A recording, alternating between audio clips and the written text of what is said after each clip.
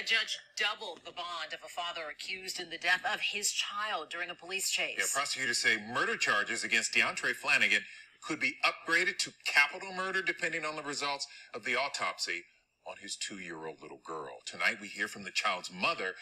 Jason Miles live from the Harris County Jail with the latest. Jason. Hey there, Lynn. Yeah, the suspect, Deontray Flanagan, is now being held down here on a $2 million bond, increased this morning by a judge from $1 million. The mother of his child believes Flanagan just did not want them to move on without him. Photos of 2-year-old Zavea reminds her heartbroken mother, Kirsten Watson, of the simple things she'll miss. I give her baths, we lay together, we sleep together, and now I won't be able to do any of that anymore. Zavea's father, Deontray Flanagan, appeared in court for the first time this morning, 2 days after allegedly murdering the toddler. I'm just trying to wrap my head around why. How could you do this to your little girl? It happened, prosecutors say, after Flanagan got the girl from daycare, confronted Watson, who works at this Walmart, then snatched her phone.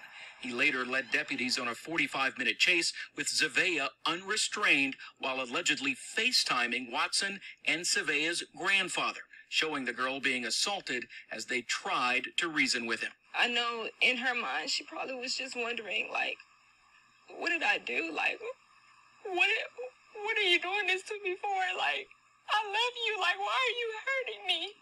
Curtis Watson was hopeful things might end peacefully. But then he showed me the lifeless corpse of my granddaughter. I wouldn't wish that on anyone, and to have to go through that type of anguish and pain. A tactical team eventually arrested Flanagan after a standoff, and prosecutors say charges may be upgraded to capital murder once his daughter's autopsy is complete. It's my suspicion that Zavea died due to strangulation, which would not be the result of any sort of blunt force impacts that she sustained in the car driving with the defendant. Zavea's mother says she was just trying to end things with Flanagan, but is now left without her only child as well. All I was trying to do was provide for my daughter and move on, and I guess he just didn't want that. Didn't want that for us. So.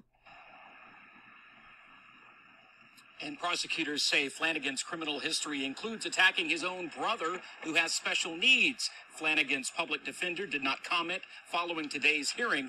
Meanwhile, the sheriff's office says it did respond to a call last week regarding allegations that Flanagan was making terroristic threats. However, there was insufficient evidence to file criminal charges at the time. Reporting live from the Harris County Jail, Jason Miles, KHOU 11 News. And we know from domestic cases, when partners try and leave is when the risk is highest. All right, so y'all just heard that right there, and this is one of those stories that I hate doing because it involves children. Anyone knows that whenever I do stories that involve kids, that's like a hard subject to tackle, especially when it involves children who end up dying at the hands of a loved one. And this makes it worse because this little girl died at the hands, or should I say was murdered at the hands of her own sperm donor at this point. I can't even bring myself to call him a father. So she got murdered at the hands of her donor. All because the mother was trying to end off the relationship, which tells me that this guy has been abusive or he has a violent streak about him. And based on what I heard in this clip that y'all just heard, he definitely did, especially that last part when it was saying about how he was violent towards his brother who was special needs.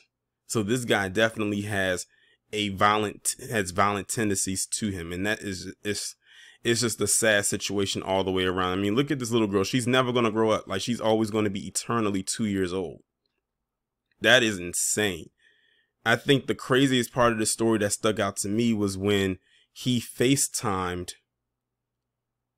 the mother while he was killing their daughter. Literally, that is 3rd degree level evil right there. It's bad enough that you practically kidnapped the child, drove around crazy while the child wasn't strapped in. So she's being thrown around in the back seat. So she's sustaining injuries from that. And then you get on FaceTime and FaceTime the mother while you're killing both of your child, both of you's daughter. And then you heard from her father, who was the little girl's grandfather, and saying that he saw he was able to see it too, of his granddaughter's lifeless body while he that's crazy. And when I hear stuff like this, I say he doesn't need a bond. You know how I will always come on here and say that not everybody needs a bond? He's the perfect example of that. The fact that first off, they gave him $1 million bond, and then when more details came out and they upgraded it to 2, it would have got upgraded to none. Meaning there's no chance he's going to get up, but I guess they figure, oh, he doesn't look like he'll have $200,000 to get himself out of jail, or someone would even find or scrounge up $200,000, or no one's going to do it for him, considering the severity of this case, of this situation. This whole thing is just sad and disturbing all the way around. And like I said, she was trying to end a relationship with, like I said, which means to me, he was being violent in that relationship and she was trying to get out. And she did, unfortunately. Her daughter became the sacrifice because he killed her. And this was his way of getting back at her. He said, okay, fine. If you don't want me, okay, I can't deal with you, but I'll take away the one thing away from you that you probably love the most more than me. And that's our child. He took away not only her child, but his child too. This is not like it was a stepchild or a child that she had from another relationship. This was a child they had together. This was his daughter that he killed to get back at the mother. You have to be like 360-degree levels of psychotic to do something like this. And then to FaceTime it while it's happening. He really wanted the mother to suffer. He wanted her to see this. He wanted her to witness this. And that's exactly what he did. Imagine you having your child already, they're in a bad position, but the last moment you see your child alive is when the father of the child is killing them. That's an image that will never leave this mother's mind for the rest of her life. That's something she'll never forget for as long as she lives.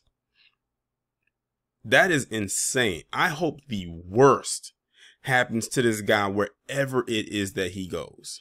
And I'm sure it is. They said they're looking for capital punishment for him, which means he's going to, if they can get him on that, which they should, he's getting the death penalty. He's going to get that lethal cocktail. When? I don't know. Hopefully sooner rather than later, because he more than qualifies for it. This little girl did not deserve that. Whatever issues that he had with the mother, well, with his, what seems to be, could have been an ex-girlfriend, that should have been between them two. You should not have brought the child into this. He wanted to bring the child into it because he wanted the mother to suffer that bad and to be in that much pain. Like I said, if he could not take the mother out, which granted he probably could have if he wanted to, he said, fine, I'll take away the lifeline or the link between us. That way we can be separated for good. And that's taking out our daughter. That's really what is formulating in my mind, because the only link they had to each other was their child. And now that he killed her, there's no link to them anymore. That is insane. But I also heard in the audio as well, in the news clip, that it said that he had some issues going on like the week prior or maybe recently before this happened, but it wasn't enough evidence to go after him then. I said, y'all should have seen the warning signs then.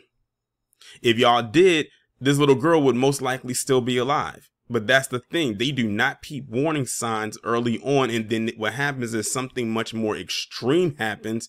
And then that's when the unexpected, and unfortunately, in this case, the disastrous happens. This little girl did not deserve this to happen to her. But this guy, right, well, this individual, her donor, the one on the right, this POS, oh, I hope they destroy him wherever he's headed, sooner rather than later.